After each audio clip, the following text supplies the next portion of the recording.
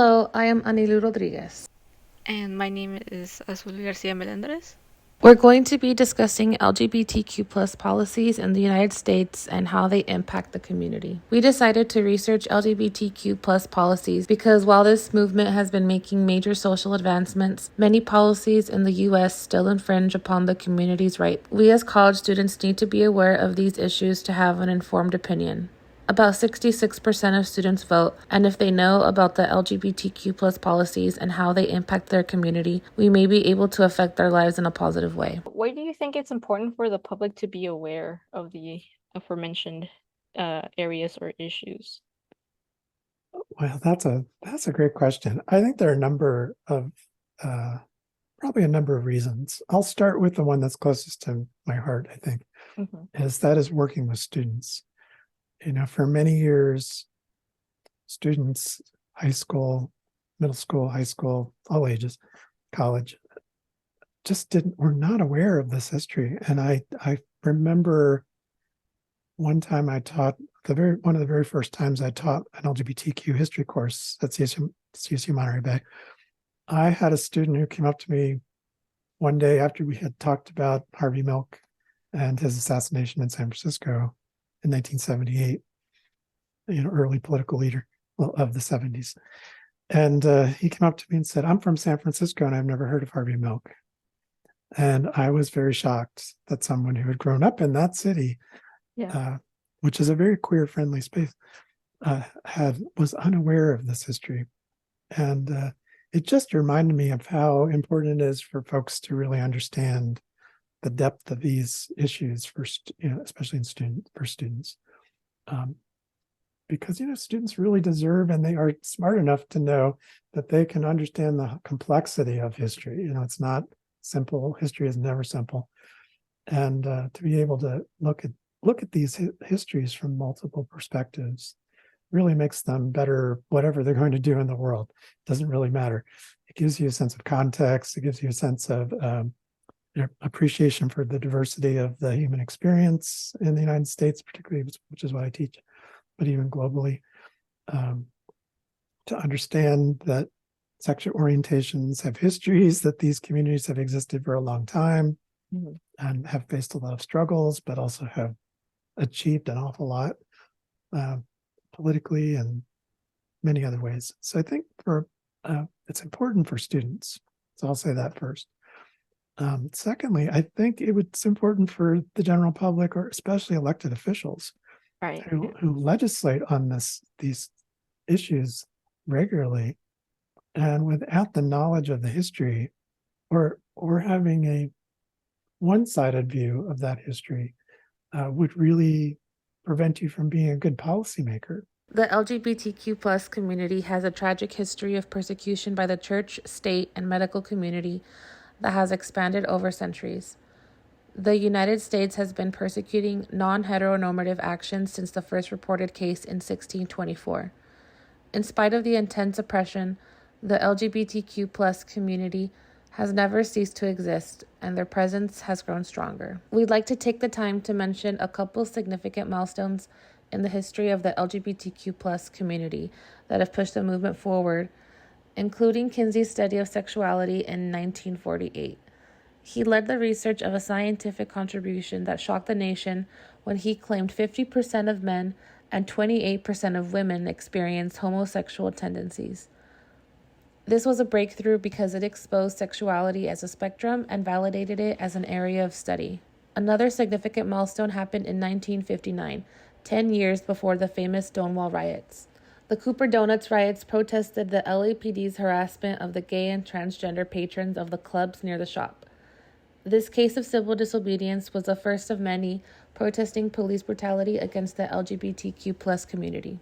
Homosexual activity wasn't decriminalized until the 1970s, and sodomy laws weren't decriminalized nationwide until 2003. With the rise of human rights advocacy and the dissemination of knowledge in the 20th century, awareness of ideas separate from the accepted heteronormative standpoint have increased. However, it is important to note that even when an LGBTQ plus friendly policy is successfully passed, it does not guarantee it will be applied. It's always so interesting and mind-boggling at the same time that it took the United States so long to finally reach to the point where, a lot of members in the LGBTQ plus community can feel safe to marry their partner. Yeah, it's interesting how, I guess as a historian, I think maybe in a longer frame, Hmm. but I do hear what you're saying. Like, for example, it's surprising to some students when we talk about this in class, that it wasn't until the 1970s that same-sex sexuality was decriminalized, actually decriminalized. Before the 1970s, it was, you could have been arrested for certain acts under state law. And it really took all the way until the Lawrence case to decriminalize, to get sort of constitutional sanction to that.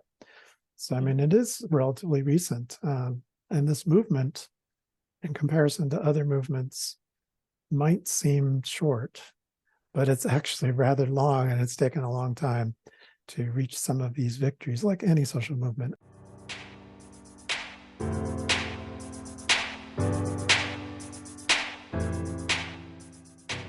The topics that we will be covering today are the policies of California and different states. Uh, that is something that we talked about with Professor Ricard, the difference between living here in California and the difference between living in different states such as Florida or Texas, especially uh, in Florida with the Don't Say Gay bill. And for those that don't know, the Don't Say Gay bill, which was originally called the Parental Rights in Education, but dubbed the Don't Say Gay bill, was signed by Florida's Governor Ron DeSantis on March 28th, 2022. It forbids the instruction of sexual orientation and gender identity in kindergarten through third grade. The bill was sponsored by other Republicans who also agreed that parents should be the ones teaching their children about sexual orientation and gender identity. There are similar bills that came out of it, and only one that I really got to cover with Dr. Reichard was about Arkansas, which recently banned affirming care for trans youth back in 2021, and currently has a lawsuit against it by the ACLU, which is supported by activists and uh, young members of the transgender community. And we also covered the effects of anti-LGBTQ plus policies. We kind of went over this with the epicenter. It was kind of vague, but mainly um, just their resources and what they do for the community, for the public, for those that need help. And they have a lot of great resources for anybody that is in need, as well as anybody that wants to do volunteer work or they want to do community service. They have those resources as well, so that they can be in touch with the community.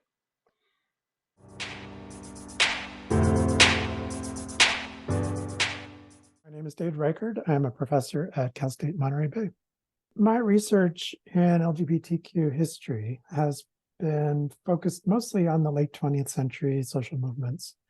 And I am particularly interested in how college students have organized on campus starting in the late 1960s through the 1970s. I have a book project that's focusing on that. That's one big area of my research. I'm also very interested in documenting local LGBTQ history.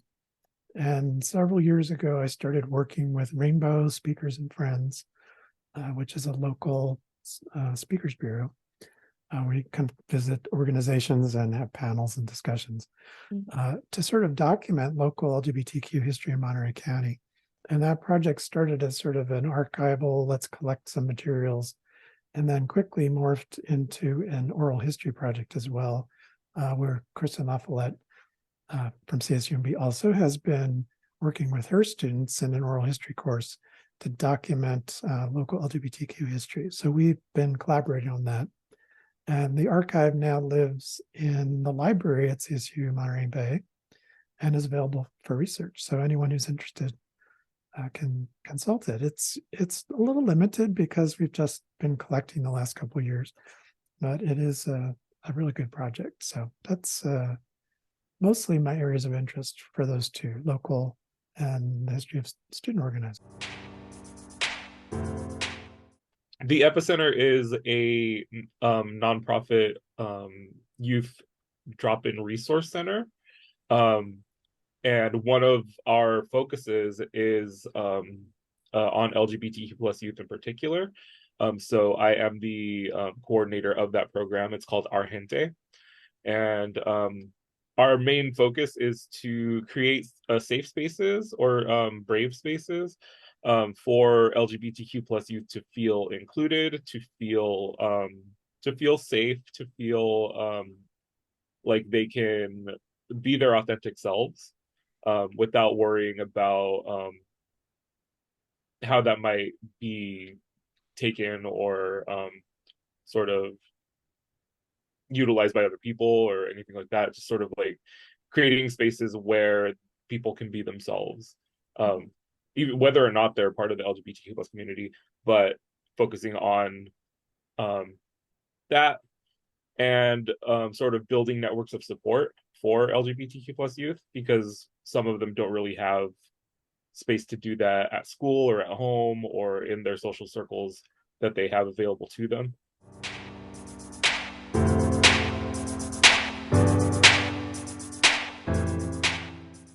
Our first interview is with Dr. Ricard. We discussed about the policies here in California and around the country about LGBTQ plus rights, but we discussed about the beginnings of the social movement here in California, especially in San Francisco and LA. And it was a very interesting conversation.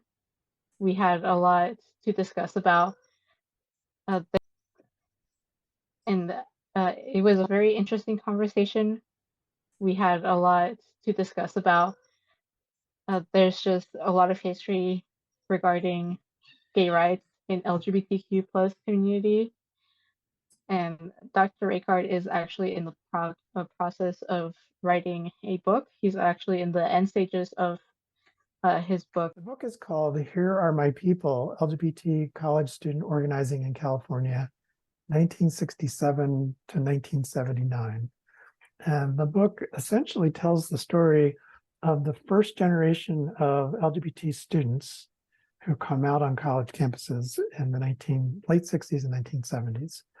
And it's primarily a book about folks who identified as gay or lesbian, some bisexual students. The term queer was not common until the 90s. So I'm trying to understand how they create a space on campus, what they do to try to transform campus spaces, and how they work with community to try to organize around the movement issues of the period. And so the chapters explore how they form student organizations, how they try to promote curriculum reform, how they organize events, how they promote queer creativity, how they work together across campuses, because California is very unique in the sense that there are these different systems, the Cal State, the UC, and then community colleges, and then private universities. Mm-hmm. And so students migrated around those systems a lot. They still do.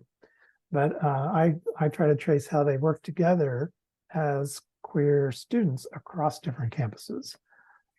And then how they engage various movements, from women's liberation to gay liberation to the gay and lesbian movement of the 70s primarily. And it sort of just looks at how they go about doing that and how they shape the movement in California. It's a project that, again, was inspired by my work with students here at CSUMB. And I just began asking, how have these kind of groups come about? I had no idea. Mm-hmm. And that got me started. And so I started researching it and realized that there hadn't been anything really written about it, very, very little written about it in California. And even nationally, when I started the project, there was very little. It's changing. There's more scholars working on this around the country, but So it's hopefully in 2023.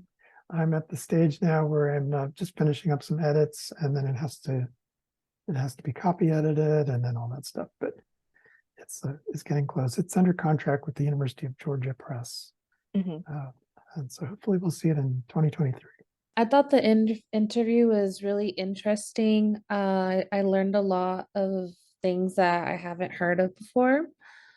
Something that he said that really stuck out to me is that like anything good that has come out of the movement is a product of struggle. So the fact that CSUMB now has more accessible bathrooms, that it took someone to say that that was what the students needed in order to get that. So that was kind of like a reminder to, I guess, continue to speak up when you know that there's something that can be different. The good thing is that CSUB is a very inclusive school. So this is like the perfect space for us to practice doing that, practice speaking up and taking notice when something is wrong, because it's one of the more welcoming environments, because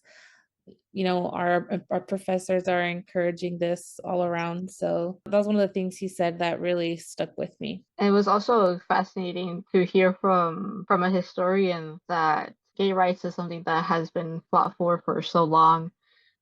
Even in secret, he and I discussed how seniors also weren't able to come out during their time, during their youth. Coming out is a long process. I always think it's a lifetime process. It's not. It's not something that stops. I'm always coming out. All the time. Just a quick example. The other day, I was in my gym, and there's people that and say hello to, and someone came up to me and said, "Hey, I saw you, and it looked like your twin. Do you have a brother?" And I looked, I said, "That was my husband." So, and I had you never know how people are going to react to such a statement, but this happens often, where you have to make a decision in a moment where you come out. And, queer people have to do this all the time. Some people can be more, make the choice and be safe. And I always advocate for safe, be safe. But sometimes you have to take a risk, and you have to come out in a context that you might not know what's going to happen. So it's a lifelong thing, even as we age. And it's an issue, for example, for seniors, to kind of jump ahead a couple of generations, where when folks end up say in a retirement home or in a continuing care facility, and they often have to go back in the closet because they don't feel safe coming out in a context where they don't have a partner, or their partner has passed, and so then they have to be silent. Just learning the history that we don't get taught in school was really important to me, and hopefully important to everybody else, because we're taught very little information about gay rights and the social movement. We barely hear anything about Stonewall. Really get a brief of what Stonewall was. We don't even get taught about the important people in Stonewall. We didn't learn about Martha P. Johnson. She was a great drag queen, who stood up for herself during the riots. There's just so much more history to the social movement that we don't get taught, that I hope it teaches people that are listening to the podcast something. Just a little snippet, even. Yeah, it was a lot of fun. It was a really great interview overall. It's nice just to see that there's more representation for their stories, because I'm sure that it helps other people with their own experiences, and also helps people just be more empathetic to other people's experiences, because it's very easy to just shut yourself off and stick to one mindset. It helps fill in the picture to have a better understanding of what other people go through, and hopefully it's enough to influence people to just treat people with more kindness. We also spoke with Epicenter, a local organization here in Salinas that is geared towards empowering at-risk youth, especially younger members of the LGBTQ plus community. And I talked with them, and they were very nice and very sweet. And it was very fascinating to hear a local organization that was so close to me, especially if you're in the Monterey County area. They're a great organization. They provide a lot of resources for youth members of the community, but also just anybody that actually needs help. I never heard about it because I've been living in Salinas since like 2013. Mm. So yeah, I never knew that there was a youth group around here. So Mhm. yeah. We have like just a lot of different resources for young people, whether it's something that they need for school or job hunting or whatever, or just a place to sort of be themselves, like, Right. and just because I think like development of like our personhood starts with spaces like this where we're sort of encouraged and allowed to be authentic and also feel supported and encouraged to take that next step or develop skills to whatever that next step becomes, beyond just the idea of having a social network, a social or social support within this network that we built here. We have things like access to free clothing and hygiene products, and also free food. Like we have a food pantry. So if our youth happen to like need groceries at home, like they can take a bag of groceries with them when they leave. Or if they just need something to eat for between now and when they get home or whatever, we have our kitchen stocked with stuff for them to eat. Our clothing closet. Yeah, we have the clothing closet and access to computers, access to Wi-Fi, printing, finding a place to print stuff for free. That's like kind of rare too. Yeah. So stuff like that. Like you can see behind here, we have like a bunch of books. So like I have like an LGBTQ plus library that I like to, or I allow people to like lend out books, and it's also like in a way that like you're not going to the library and taking this book, this, if you happen to like not want to be seen checking out a gay book or something like that. Right. Like Yeah. you're able to do that here, like rather discreetly, I would say.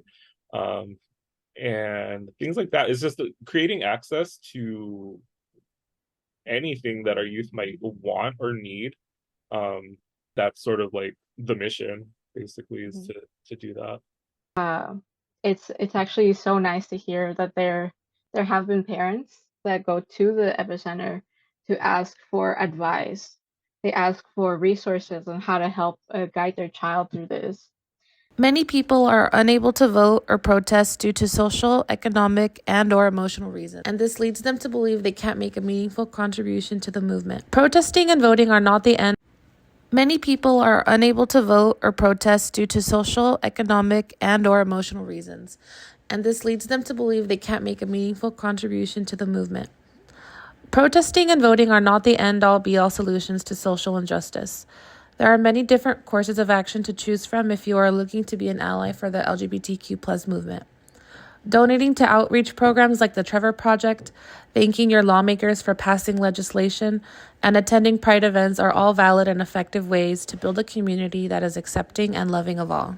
After all the research and interviews were completed, I felt much more empathy and respect for the LGBTQ plus community.